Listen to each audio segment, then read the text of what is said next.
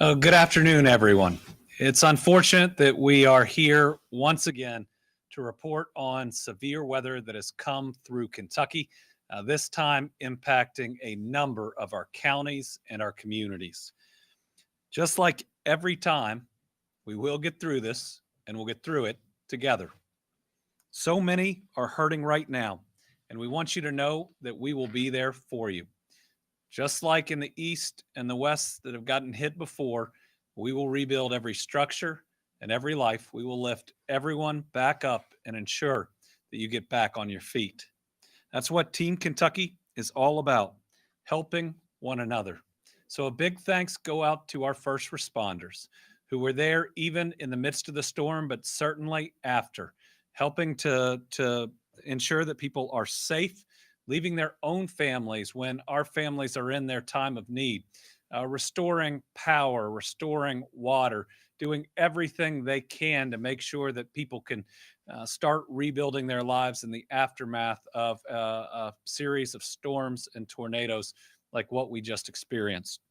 I am always inspired by Kentuckians' kindness and compassion to one another. This challenge is no different. We see our neighbors helping their neighbors, and communities coming together to provide those in need with shelter, a warm meal, and often a big hug, and those comments that say it's going to be all right. Thank you to everyone who's out there doing anything to make a positive difference during this time. I'm here today after traveling home early this morning from my son's baseball trip. I made the promise that I'd be here in difficult times, and I'm going to keep that promise every single day I'm in this job for the next 3 years and about 8 months. I arrived this morning after declaring a state of emergency yesterday and implementing the price gouging statute. The state of emergency allows us to marshal state resources like the National Guard and others to help communities. The price gouging statute ensures not only things like gas don't go up, but building supplies and other materials that people will need to clean out their homes and start that rebuilding process. Yesterday, I spent all day on the phone with emergency response and local officials, and we provided an afternoon update to Kentuckians on our response efforts. Today, after this update, I'll be traveling to Prospect in Jefferson and Oldham counties, and then to Fayette and Jessamine counties to see the storm's impact there, and likely we'll have a number of other trips in the coming days. The Lieutenant Governor will be traveling to Ashland and Boyd counties to visit with families and local leaders there. There's significant damage in Boyd County. Now I'm joined today by Interim Emergency Management Director Dustin Heiser, Kentucky Transportation Secretary Jim Gray, and Kentucky State Police Commissioner PJ Burnett to provide some key updates on the impact of the storms and our response. First, the toughest news out of the storm: we've confirmed one weather-related fatality. This came in Campbell County in a car accident when those first line of strong storms and rain were coming through. The better news is, outside of that, we haven't even had major injuries reported. But listen, the loss of one life, and I believe this is a young man, is a tragic occurrence, and we'll be praying for him and for his family. These storms were wide-ranging, and they left a lot of damage across much of the state. First, here's where we stand on confirmed tornadoes according to the National Weather Service and Kentucky Emergency Management, and some of this has changed in the last 20 or so minutes. Anderson County experienced an EF1 with 90-mile-an-hour winds. Nelson County and the Chaplin community was hit by an EF1 with 95-mile-an-hour winds. Jessamine County, EF1 with winds up to 110 miles an hour. We've also recently had an EF1 confirmed in Bourbon County. All the details are being gathered on that, as well as an EF1, we believe, in that Prospect, Jefferson County, Oldham area. We don't know yet if it extended all the way to Henry County or not.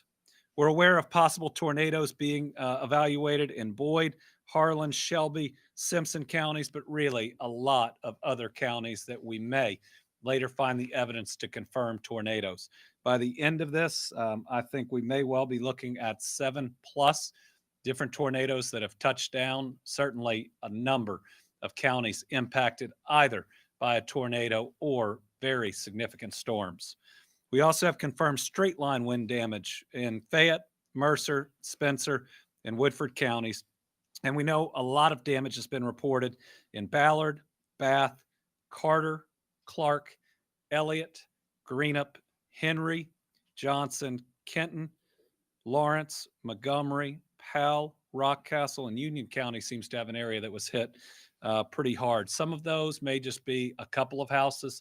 Some of them are entire communities. But as you can see, this storm and the tornadoes involved had statewide impacts hitting numerous areas across the state. And that's one of the reasons that I am so thankful that Kentuckians have remained so weather aware. We didn't have as many people out in the first storm because people were paying attention. We did lose that one life. But in the second round where we saw those tornadoes, right now we don't have a single confirmed fatality from the second part. We had a lot of businesses, including state government, that let out early. If I had a concern going into this, it's just that we face so much that people might not react with the care and the need that is required. But Kentuckians showed they continue to be weather aware, and we've learned some tough lessons over the last several years. So to Kentuckians, keep it up. Make sure you are tuning in to your meteorologist, watching our social media accounts. This weather that we face these days is dangerous. And because everybody was prepared, with the exception of the tragic loss of the young man, it looks like everybody is okay today. In addition to the state of emergency, we have 12 county declarations of emergencies. They include Anderson, Bourbon, Boyd, Clark, Elliott, Fayette, Greenup, Henry, Jefferson, Jessamine, Kenton, and Union. On top of that, we have 7 cities that we have local states of emergencies that have been declared. They include Ashland, Catlettsburg, Flatwoods, Greenup, Louisville, Mount Vernon, and Raceland. We currently have around 15,132 power outages. That is down from 32,732. Let me tell you, these companies get after it and getting their people in after these storms and really work hard. We can also share good news on the communications front. We have cell service that was down in Greenup, Carter, and Boyd counties. A major fiber line has been restored, and a majority of cell service is back. We believe this outage was connected to one of 2 major power lines down on interstates. We had one on I-75 around the 104-mile marker for a period of time, and then we had another on I-64, I believe, in Greenup County. And the work on that may have led to a severing of a line that impacted cell phone service. But all of that is back up now, and I was impressed by how quickly those major power lines were able to be pulled off the interstate. And while they created some long backups, those stoppages were not nearly as long as might have been expected by that type of occurrence. We're also aware that Catlettsburg and Boyd County has wastewater operating under emergency generator power. In Henry County, the main booster that feeds Eminence and Newcastle has lost power and has been restored with no loss of water to customers. So that's back up and running, and it doesn't look like there was ever water loss. Counties are starting the federal individual assistance and the public assistance damage assessments today. Remember, there are 2 different systems. This one, I'm guessing, will meet the public assistance damage assessment. It's pretty widespread, but we'll see. It's got to meet that threshold. Remember, individual assistance is a pretty high bar. We've met it in the floods and the tornadoes. We'll see on this one. It's going to be a pretty big effort on this one because remember, it's statewide. A lot of the communities aren't even connected.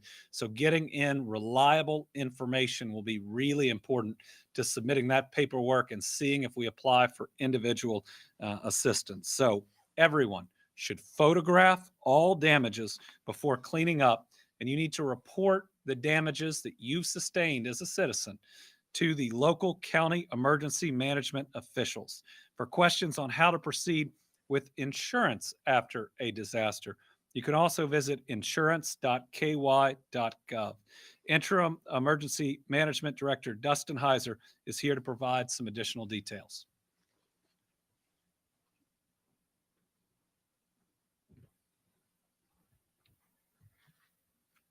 Good afternoon. Thank you, Governor, for having me here today.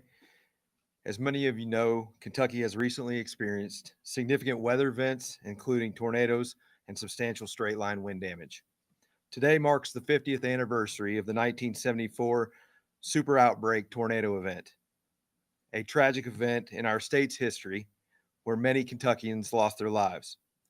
While we commemorate this somber occasion, it's also a moment to reflect on our progress in storm preparedness and response. One key role of emergency management is to act as liaisons and coordinate effort among various state agencies. We partner with state agencies to identify resources and align them with the evolving needs of communities affected by such events. Our collaboration ensures efficient deployment of resources to mitigate the impact of disasters and support affected individuals and families. Preparedness is not just a responsibility of emergency management. It's a collective effort that involves local leaders, first responders, citizens, and the entire Commonwealth. Being prepared means having plans in place, staying informed, staying weather aware, and knowing how to respond to disasters when disasters strike. We urge all Kentuckians to take proactive steps to prepare themselves, their families, and their communities for future emergencies. While yesterday's unfortunate loss reminds us of the dangers posed by severe weather, it also underscores the advancements we've made in storm warning and communication of safety messages. Our ability to swiftly disseminate warnings, safety information, has undoubtedly saved lives and minimized the impacts of such events. One thing I would like to emphasize to citizens is before beginning any cleanup efforts, it is essential to carefully document your damages by taking pictures, taking detailed notes. Documenting damages helps assess the extent of the disaster. This also expedites the process of resources and will aid in your insurance claim process. We urge affected individuals and communities to prioritize documentation of damages to expedite recovery efforts effectively. In closing, I want to express my gratitude to all the first responders, volunteers, and agencies who are working tirelessly to support affected communities. As we navigate through the aftermath of this weather event, let's continue to stand together, support one another, rebuild stronger and more resilient communities. Thank you again for your attention and support during these challenging times. We remain committed to serving and safeguarding the people of Kentucky.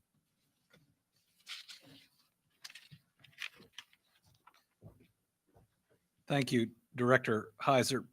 Two quick points on that. First, for individuals out there, why we're asking you to report your damages to the county EM director is because we need to reach a certain threshold of overall damage to our citizens if the federal government is going to provide individual assistance. It's a significant threshold.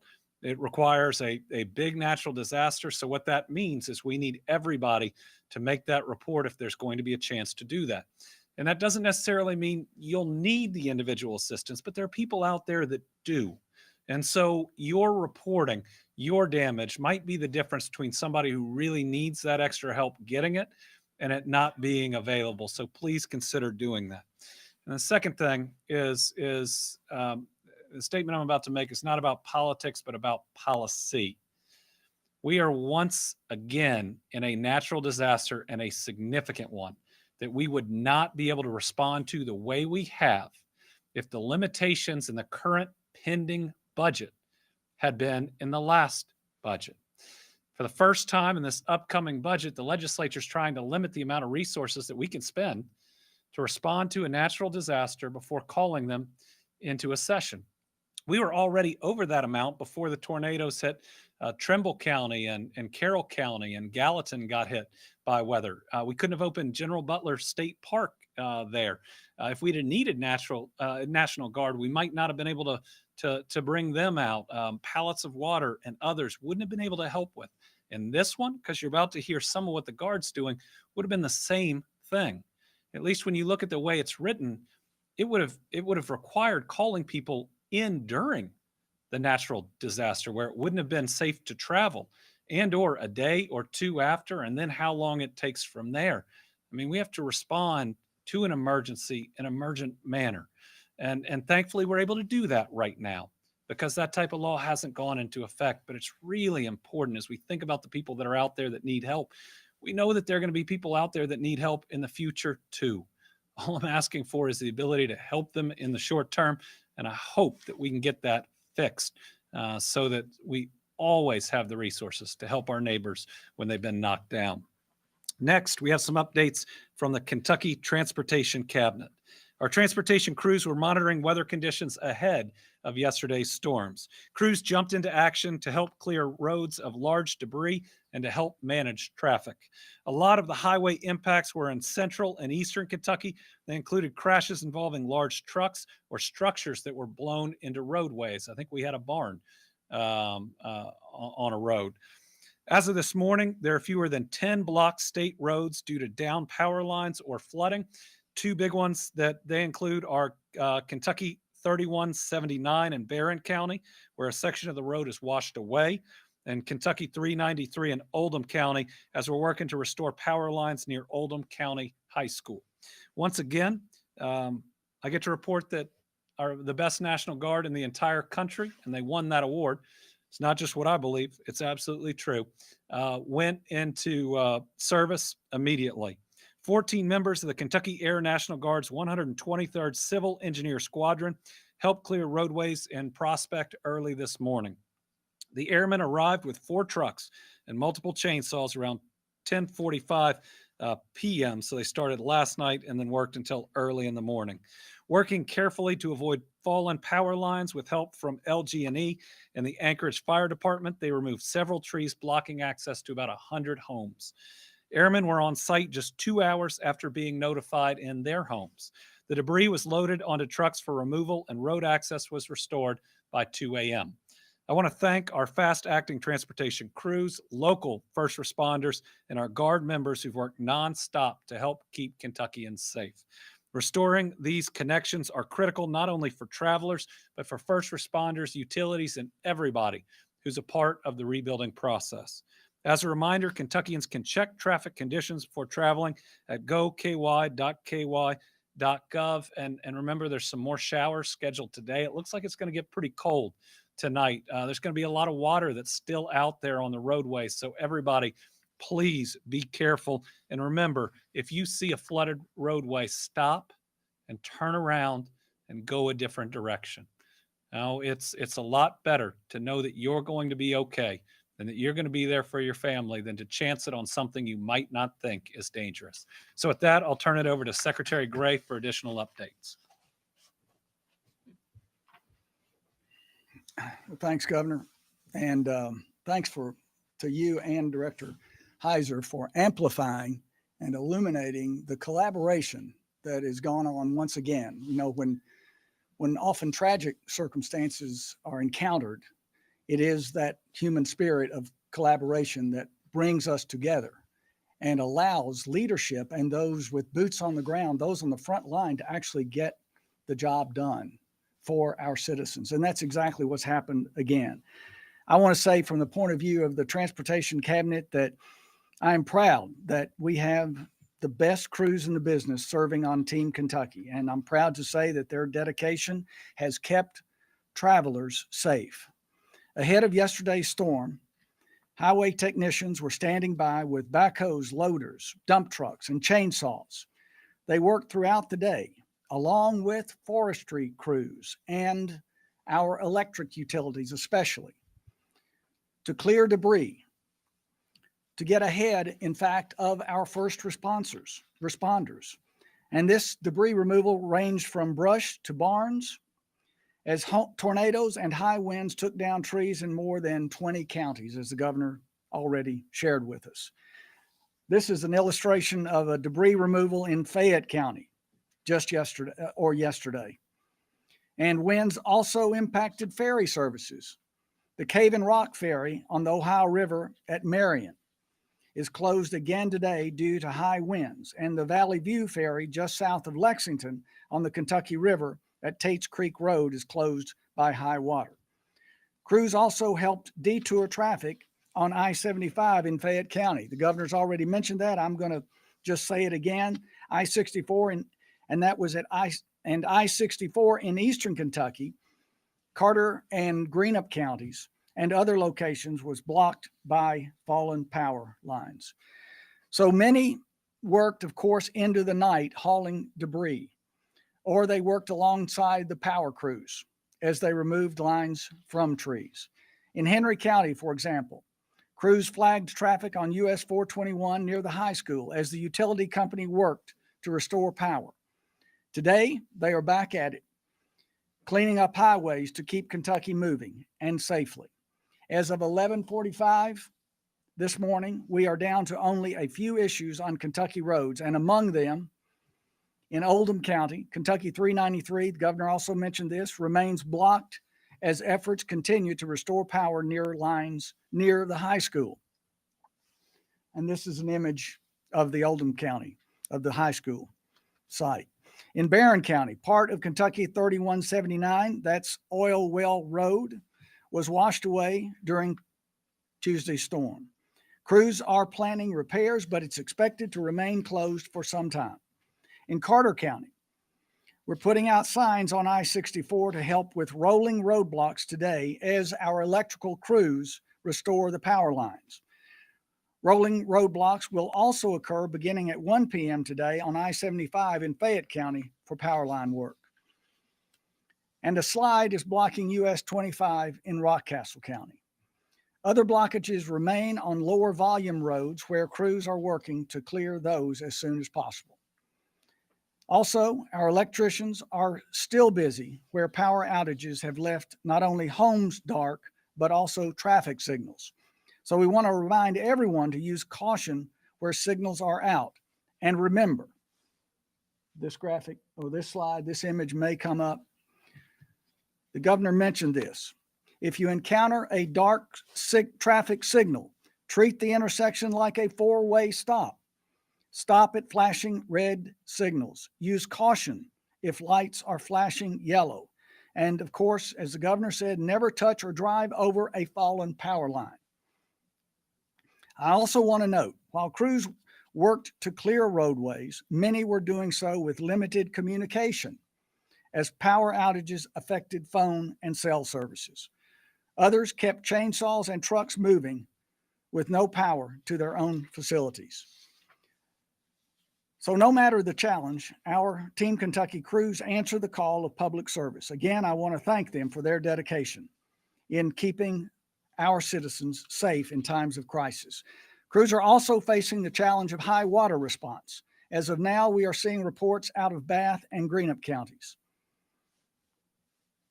And here's an image at Warnock in Greenup.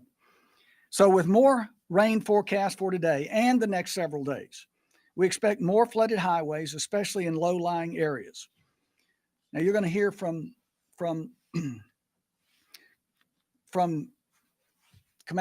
Kentucky State Police Commander Burnett in just a minute. Commissioner, I knew I should have elevated that title. I was stuck there for just a second. So we, with this more rain forecast today, for those of you who have to be on the road, please remember the following safe driving tips. Buckle up and put the phone down. Reduce your speed. Give yourself plenty of time to reach your destination. Keep both hands on the wheel, especially in high winds. I urge everyone to stay weather alert by monitoring weather forecasts, especially as things get chilly this week. Finally, check traffic on a navigational app like Waze or on our website at goky.ky.gov. Okay, now I will turn it back over to the governor. Commissioner. Thanks, Yes, sir. You bet, buddy. Yes, sir. Good afternoon. Thank you, Governor, and your continued support of Kentucky State Police and first responders dealing with these events that seem like is a reoccurrence here in Kentucky. I'm going to give an update. You know, as you're aware, Kentucky State Police, we have 16 posts across our state, and all 16 of those did report some type of damage. Some, not the post, but in the post areas. So we did have some that reported more than others. And some of these that I'll highlight that are of particular interest, I would think would be in our post 14 in Ashland. We reported significant damage to residences, including a mobile home park where several of those homes were destroyed, which we responded in there and we're conducting patrols in those areas. And also there in the same area, we assisted Grayson Rural Electric. You know, you've heard some of the damage that were of big power lines, large power lines, that we're there helping assist those crews with traffic enforcement duties, traffic control, so that those electrical co-ops, they can work and repair those in a timely, safe manner. Also at post 5 at our Campbellsburg post, we reported a tornado touchdown in Henry counties. As the governor said, still trying to confirm in Oldham County, but I do know we had some damage there, where we assisted fire departments, EMS, and other local authorities throughout the evening. And we also had significant damage that we responded to assist in Bourbon and Anderson counties. But obviously there've been a lot more damage across the state that you've heard. But, you know, the state police, with our 16 posts covering the state, you know, we go and we conduct what support that we can. And it's kind of unique. Kentucky State Police, you know, our main goal is public safety. That's our primary goal. But we've transitioned in the past few years. You know, once the law enforcement function is done, you know, then we're there to support our fellow Kentuckians in any which way that we can. And that is by supporting our first responders and other entities, you know, in state government. And you've heard others before me speak about partnerships. And that's what it's about. You know, Kentucky, you know, they expect us to bring all of our resources together to be able to respond in a timely manner to help our communities. And that's what we do. We coordinate Kentucky Emergency Management, State Emergency Operations Center. So I feel with all the events that we've incurred here in Kentucky over the past few years, we continue to grow from that. But we will continue to respond and be able to help in a support function, you know, after the law enforcement function is done. But, you know, it's kind of a running joke. We talk about, if you don't like the weather in Kentucky, just wait a few hours. Well, that's here we are again. Now, if we're transitioning from warm weather and the storms to now we're going to be transitioning to cooler weather and possibly freezing temperatures. So that's one thing we'll have to look at as far as safety for our motorists out there. As the temperatures continue to drop, these wet covered roadways, we have the potential for black ice to be able to form. So, you know, that will be an additional driving challenge. We just ask for our motorists to be mindful of that, especially as the temperatures drop. Also, please, please refrain from using 911 just for road conditions. Let's keep those lines open for actual life-saving emergencies, is what that's designed for. You heard it mentioned before, and I'm going to mention it again because it's very serious. You talk about water over roadways and the storms and potential downpours that we've had. And I have seen throughout my career multiple fatalities where someone has tried to drive across water across a roadway. And you think that's not that deep, but it is. If you see that, stop, turn around, look for an alternate route. It could potentially save your life, potentially save the life of someone in that vehicle as well. But I'd like to take this opportunity to thank all of our troopers and officers and telecommunicators across the state that worked into the night last night from yesterday's events. And also that we will continue to work with our first responders to navigate through these events that occurred today and the ones that I'm sure we'll be encountering, as time goes on. But again, this is what partnerships do. And thank you, Governor. All right. Just as another data point, the state police alone responded to 68 calls for service related to these storms, and then so many more on top of that from local EMS, police, fire, and others. So a big thank you to the state police. I'd close up by just reminding people that natural disasters can also be very stressful. They can have a significant impact on the mental health of those that go through them, as well as those surrounding them. The Disaster Distress Helpline is a 24/7 year-round confidential crisis counseling and emotional support resource for survivors, responders, or anyone who is struggling with distress or other mental health concerns. It's okay to not be okay. And if you need a little help, you can call 1-800-985-5990 for that line.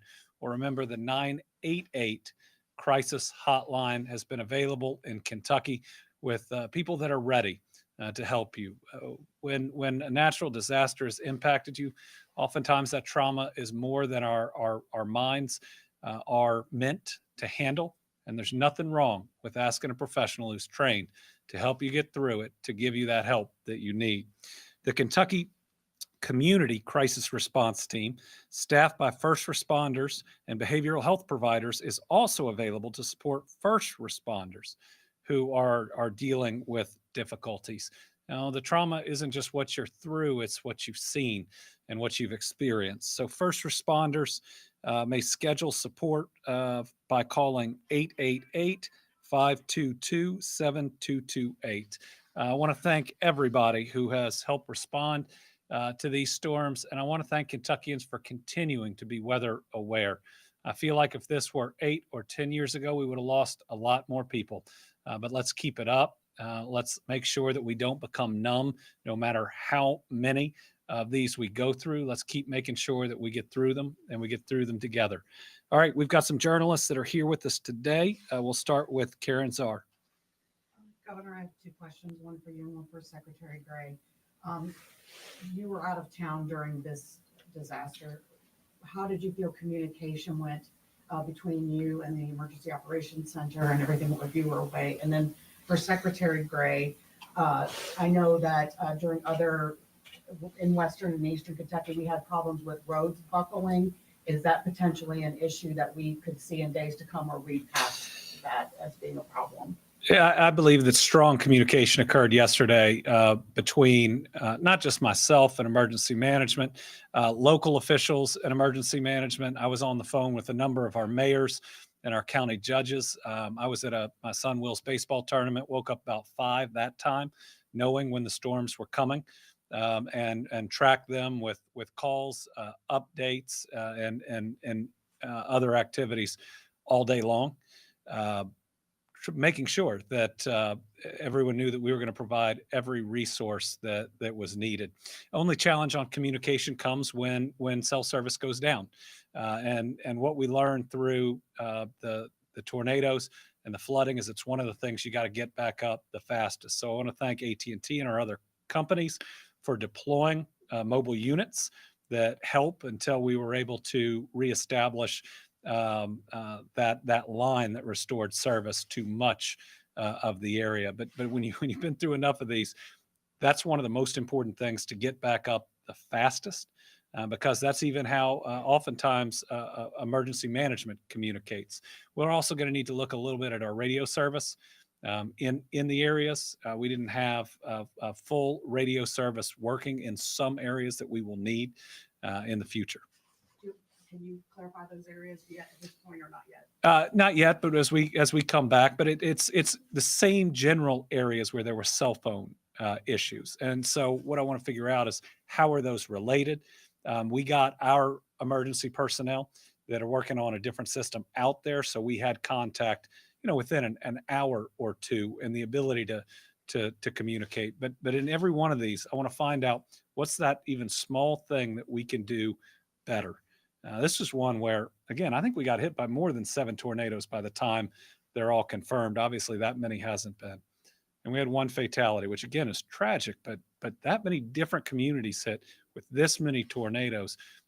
We're both fortunate, but we've also put very good communication systems in place, and people have really heeded the warnings. Thank you. Well, if we dial back to Eastern Kentucky and the floods were, of course, remarkable in the destruction. I would put it that way. And that affected roads in a real serious way. Slides, washed out conditions, as well as our bridges. We lost more than 130 bridges, and they had to either be repaired or rebuilt. We have not seen that level of destruction here, but we're still getting reports. So we're going to be, in a sense, stay tuned on where we will be. Thank you.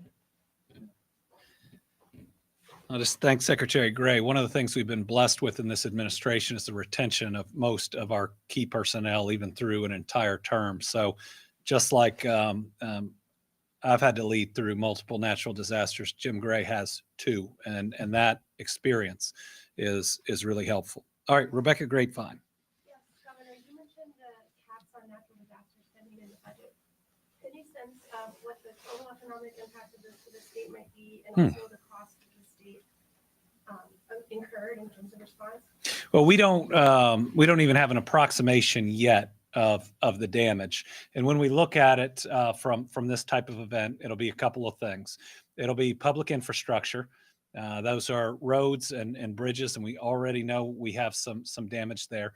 It could be public buildings and the damage to those. Then you've got certainly utility damage, and that can be both power, which we see, but also water and wastewater. I mean, the floods in Eastern Kentucky caused over $1 billion of water and wastewater damage. Think about that much pressure and water going through them. And then there is the impact on people's homes and their businesses, some of which will be insured, some of it might not be. And so that's one of the reasons we need private citizens to report in addition to the surveys that we do of the public side. If I had to make a prediction now, I believe we will at least come close to the threshold for public assistance. When we look statewide, individual assistance, it'll be a different question. All right, Tom Latek. Thank you, Governor. Good afternoon to you. You mentioned the restrictions that the General Assembly's put on you in the budget that's going through. Do you plan on line item vetoing that part of the budget? Oh, yes. Are there other bills or pieces of bills that they've sent you that you're going to do the same with? Well, we'll have a further report out on bills we're signing and vetoing. Since I'm now here, we're likely to do a Team Kentucky update tomorrow, where we'll not only give another update on where we are in response to this weather disaster, but I'll try to run down bills that have been signed and bills that are being vetoed. And while I normally don't talk about a veto until I make it, we cannot have limitations, especially small limitations that we already know we exceed in a year without a massive natural disaster that limit our ability to respond and to help our people. And we've made this plea to leadership on both sides. I admittedly don't understand why it's still in there when these are our Kentucky neighbors. While we have $4 billion in a rainy day fund, and we've had a lot of rainy days, that's just what we went through. It's just not smart policymaking. And as I've gone back on the tornado that hit Trimble County, trying to figure out what would I be able to do in the interim while we needed them to come in and pass a bill. Could we have opened General Butler and run their credit card saying we hope the General Assembly is going to come through and we're going to have more funding, but otherwise we're going to send you a bill? I mean, to do that to people after they've lost their home or have just gone through a tornado or the rest is pretty wrong. But again, I don't know what type of alternatives or solutions we'll have. Again, if they don't want to remove the limitation entirely, at least make it bigger. If we already know we've exceeded it in the last fiscal year, make it bigger. Carolina. Governor, like you said earlier, unfortunately, we're here again, and, you know, there are conversations happening about whether Tornado Alley has shifted east, which would not be great for Kentucky. No. Is it time to start having conversations about potentially improving our infrastructure, improving the way we build to withstand some of these? It's a good question. We are changing the way that we build our infrastructure, and we're even changing the way that we build homes. Now, after the tornadoes in the west and the flooding in the east, for instance, every one of these homes that we dedicate, that a Habitat or a Homes for Hope or a His House Ministries is building, they're all being built not just to withstand floodwaters, but tornado winds and the rest. We got to make sure the materials we're using, that's everything from siding to the nails to the rest, are the type that can withstand what they'd face. And I believe that we can do that when it comes to an EF1 and an EF2. Now, what came through the West is pretty tough, and we want to do the best that we can there. But more severe weather is not just our future, it's our present. And while we hope that we won't see major ones or even ones like this, just think about how many days we've had recently in the last year, where rightfully so, everybody's news agencies, newspapers, and the rest have said you got to be really careful today. It's really important that we continue to do that, but also understand that that's the world we're living in. And again, if I have a fear, it's that when we have these days, people start to go numb and don't treat every single one of them as dangerous as it can be. We need every employer to view every single one of them as dangerous as they can be. And this one, everybody did. And so again, really grateful that while we've lost one young man, which is again a tragedy, having no other reports of significant injuries right now for this number of tornadoes, straight line wind, hail, you name it, is pretty incredible. And I give that to our first responders, our meteorologists, the news that gets out there, as well as our people being weather aware. And so if you don't have one now, go get a weather radio. Make sure you pack that bag both for your car in severe weather and in your home. Let's just make sure, if this is our future, that we are prepared for it. So thank you all very much. We'll be out with news about tomorrow. Again, the Lieutenant Governor is headed to Boyd County and Ashland. I'm headed first to the Prospect, Louisville area, and then to Jessamine/Fayette. Thank you all very much. So how's Will do? He's doing okay. Important, huh? He pitched varsity very well.